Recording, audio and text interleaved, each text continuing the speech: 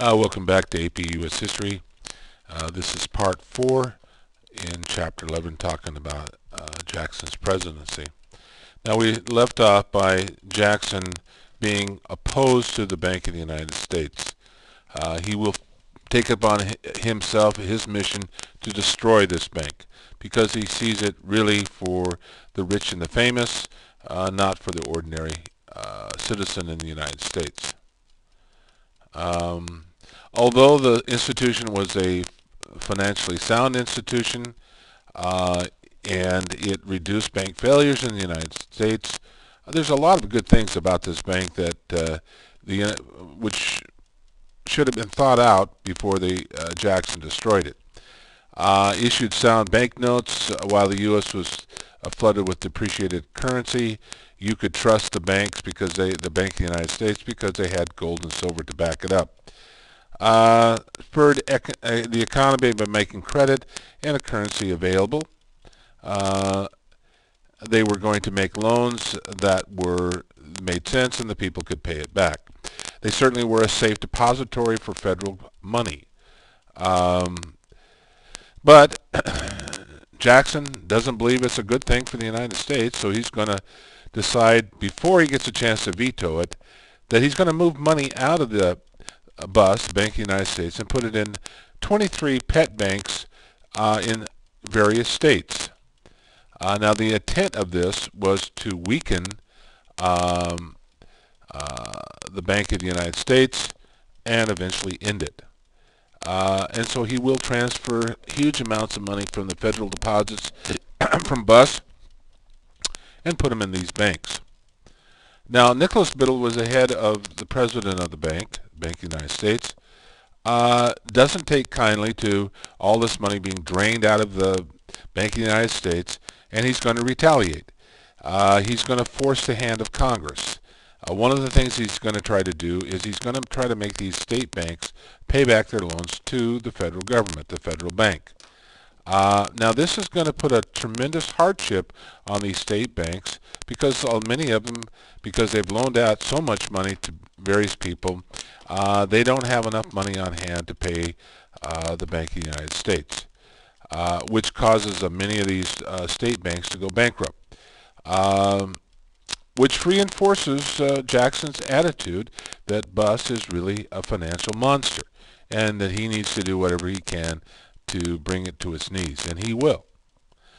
He sees the folks that run the banks as a group of rats only concerned about themselves, and it's his job to go ahead and kill those rats. I guess the knight in shining armor there. Now, as this is happening, and the charter of the bank is coming up in 36. In 36, he sees to it that the Specie Circular is passed in Congress. He's a little nervous about this money that's been moved to these pet banks because he sees how they're loaning money out. They're speculative loans. They have more currency out there than they have gold and silver on hand. He says, these wildcat banks are making me a little nervous. I think that we should start insisting that federal land being sold to people should be paid with silver and gold. Now, he brought this mess on, this destabilization, by removing the money from BUS and putting in these state banks. Now, because of Jackson's action, it's going to create some hardships in the West because people are not going to have the money or silver to purchase land. So the Specie Circular, which was favored by some groups in the United States, particularly the Focus Locus, we talked about them earlier. So all future federal lands will have to be purchased in gold and silver. The gold was to make sure that federal deposits were safe, that the money being spent on this federal lands would come back to the federal government, and they wouldn't have a bunch of worthless paper currency issued by these pet banks.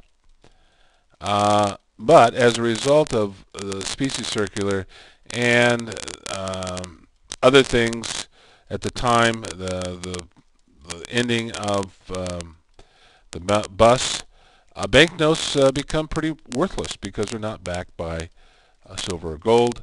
Land plummets because there's no gold and silver available, no credit available.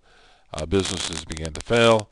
Unemployment begins to rise. Now, the Panic of 1837 has to be laid at the doorstep of Jackson because he did a couple of things by passing the Specie Circular and also destroying the bus, even though he believes he has sound motives for doing so, really brings on a panic that's going to be devastating to the American economy.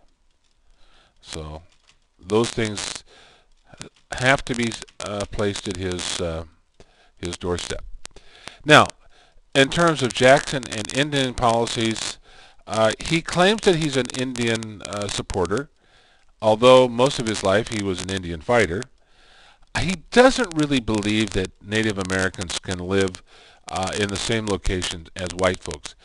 He believes that the Indians east of the Mississippi should be moved to west of the Mississippi in the Louisiana Territory to what is now the state of Oklahoma, the Indian Territory. And so he is going to push for the Indian Removal Act of 1830, which is going to take these several tribes east of the Mississippi, particularly in the south, and move them to the west. And that's what he's going to set out to do. Now, what was his goal? Well, he really doesn't believe that it's better for both parties if they're separated. Now, Cherokee Nation versus Georgia, 1831, is really a defeat for the Cherokee Nation, and we'll talk about that later. Worcester versus Georgia was actually a reversal and a victory for the Cherokee Nation. But unfortunately, Jackson will not enforce that Supreme Court ruling. And we'll take a look at that as we move through this. Jackson says that John Marshall made this ruling about Worcester versus Georgia, which was favorable to the Cherokee, let him enforce it, and which the Supreme Court could not do. The tribes involved in this Indian removal were the Cherokee, the Choctaw, the Chickasaw, the Seminoles. And they were all going to be moved to the Indian Territory, which is now Oklahoma. Individual Indians could stay if they adopted white man's ways, but not the tribe. The tribal life was pretty much coming to an end, unless they moved to the Indian Territory. Over the next few years, 100,000 Indians will be forced off their land and moved to the west. At the same time, the Bureau of Indian Affairs is created in 1836, which still exists today to regulate Indian affairs. The Cherokee, on the other hand, were eager to adopt the white society. They wanted to live on their land. They were willing to be integrated. The Cherokee developed their own alphabet and written language. They had their own newspaper. They even went as far as to write a constitution to govern the tribe that was similar to the United States. Their economy was based on agriculture. In fact, they had slaves to grow and harvest cotton. Unfortunately, the Cherokee Nation was on valuable land in Georgia, and the people living in Georgia wanted that land. Another thing that spells their demise is that gold is discovered in 1829, and so gold and valuable land is going to make the people in Georgia and some surrounding states in North Carolina, Alabama, want to get their share of the land. These routes show the track that were used to remove the different tribes from Alabama, Georgia, North Carolina, Tennessee, Mississippi, and all these will be moved to the west of the Mississippi into the Indian Territory. Now, if we go back in history, we're going to see this pattern repeated over and over again. treaties made with Indian nations, but later rescinded by the whites. In 1791, by treaty, they were given a certain area of land. This was theirs, but people living in Georgia certainly were ignoring their right to the land. Now, we talked about this, the Cherokee Nation versus Georgia, as a defeat. It really said that the Creek Indians were a dependent nation. They were under federal control, and the laws that they made really were null and void. Georgia claimed that they couldn't make laws, and so this is going to be challenged in the courts, and Georgia is essentially going to win this argument. And they say that they really lack jurisdiction over their own land, and they're not a sovereign nation, as they presumed, but they are a dependent nation within the United States, and the federal government certainly had control over them. Now, but it all comes down to greed. That's really what this is all about. And the Cherokee Nation is in a fix. The laws that they pass are not an independent nation. They're under the authority of the federal government. And what they say really hurts them because they're not an independent nation. They don't have the right to govern themselves completely. Now, Worcester versus Georgia was a victory for the Cherokee Nation in a sense.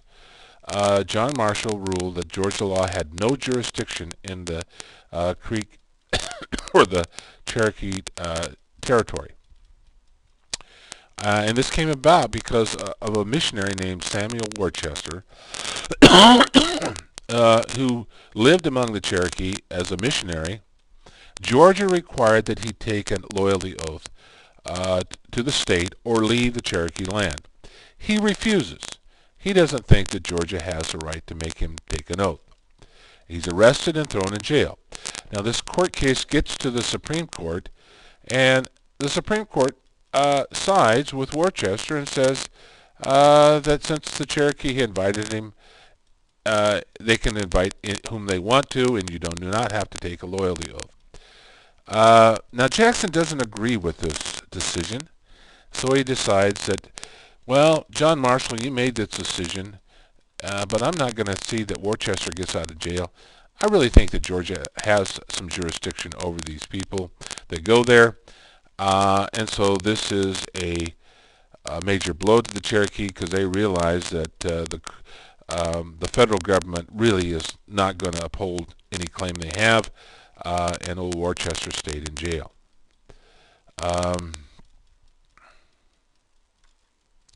This shows a picture of the Trail of Tears. There were 18,000 Cherokees forced off the land in 1838, and many of them will die of malnutrition along the way. And we're going to stop here, and we'll pick up the birth of Texas in part 5.